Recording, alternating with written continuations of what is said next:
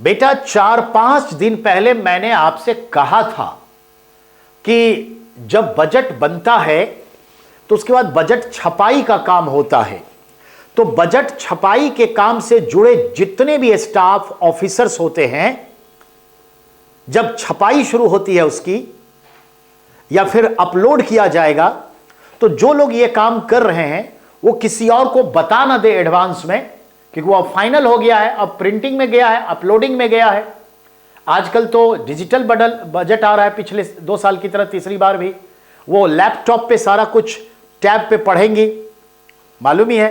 तो कहने का मतलब है बजट की बातों को कोई लीक ना कर दे एडवांसली और अपने लोगों को फायदा ना पहुंचा दे, इस ख्याल से बजट के जब छपाई का काम या अपलोडिंग का काम शुरू हो जाता है तो उससे जुड़े तमाम ऑफिसर्स स्टाफ घर नहीं जा सकते, अपने पास मोबाइल नहीं रख सकते, मोबाइल से घरों से बात नहीं कर सकते।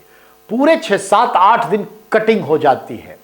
तो ध्यान रखेंगे, कल 26 जनवरी को ही इसकी शुरुआत हो गई। अब 26, 27, 28, 29, 30, 31 तक, और 1 फरवरी को निर्मला सीतारमण आम बजट रखेंगी। और जैसे उनका भाषण समाप्त हो जाएगा उसके बाद सबको मोबाइल फोन भी मिल जाएगा, सब अपने अपने घर भी जा सकते हैं। ये इन दिनों में नहीं जा सकते।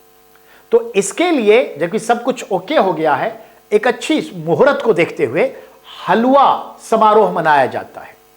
इसमें सभी लोग मिलके हलवा बनाते हैं और हलवा खाते हैं। मीठा है कि माने ये बजट सबके लिए अच्छा हो। तो हलवा समारोह वित्त मंत्रालय मनाती है और ये हलवा खा के सब अपने काम में लग जाते हैं और 1 फरवरी बजट जब पढ़ लिया जाएगा तभी होगा। मैं आपको एक चीज और जानकारी दूंगा, ध्यान देंगे। ये जो वित्त मंत्रालय है वो नॉर्थ ब्लॉक वाले बिल्डिंग में है, नॉर्थ ब्लॉक वाले बिल्डिंग। विदेश मंत्रालय जो होता है वो साउथ ब्लॉक बिल्डिंग में, होम मिनिस्ट्री जो होती है वो नॉर्थ वाले बिल्डिंग में। और ध्यान देंगे ऐसे बहुत सारे मिनिस्ट्री के बटे होते हैं, यूपीएससी पूछती है ये नॉर्थ ब्लॉक क्या है, साउथ ब्लॉक क्या है, I will tell you in next class.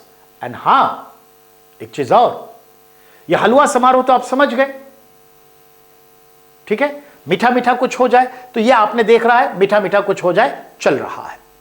तो चलिए ये बात आप समझ गए हलवा के बारे में। तो वही चीजें बता दिया हूं जो यहां पर दिख रहा है। अब आगे आइए,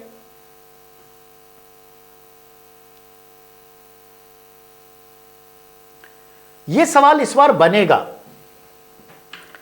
विश्व को बधाई बताई जाए कश्मीर की सच्चाई। क्या मतलब है? देखिए, मामला लंदन का है, लंदन के पार्लियामेंट का है।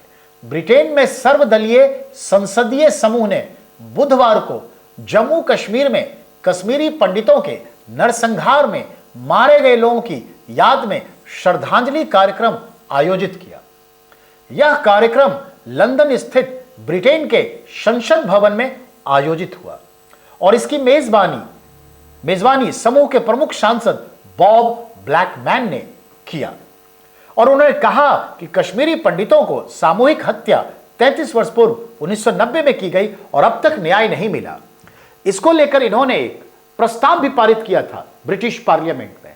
ये एक नई अंदाज है, सवाल बनता है।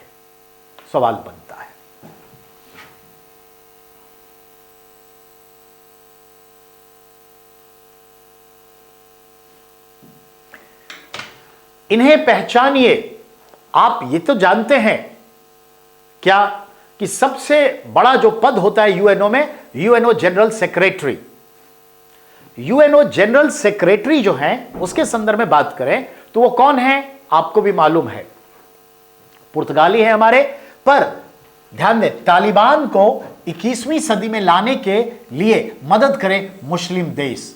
यूनाइटेड नेशन की, ध्यान देंगे, उप महासचिव यानी यूनाइटेड नेशन ऑर्गेनाइजेशन की डेप्यूटी, ठीक है, जनरल सेक्रेटरी अमीना मोहम्मद ने अपील की है मुस्लिम देशों को कि ये जो तालिबान 13वीं सदी में जी रहे हैं मध्यकाल में, उन्हें 21वीं सदी में लेकर आइए।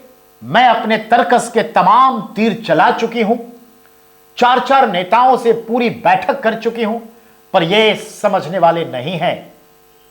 ये ढीठ है। इन्हें ठीक करिए और इन्हें 13वीं सदी से निकालकर 21वीं सदी में लाइए। वहां की महिलाओं के हालात बहुत ही बदतर है। यह बात अगर इन्होंने कहा है तो बात में दम तो है ही, और पूरी दुनिया में यह आवाज गूंजेगी।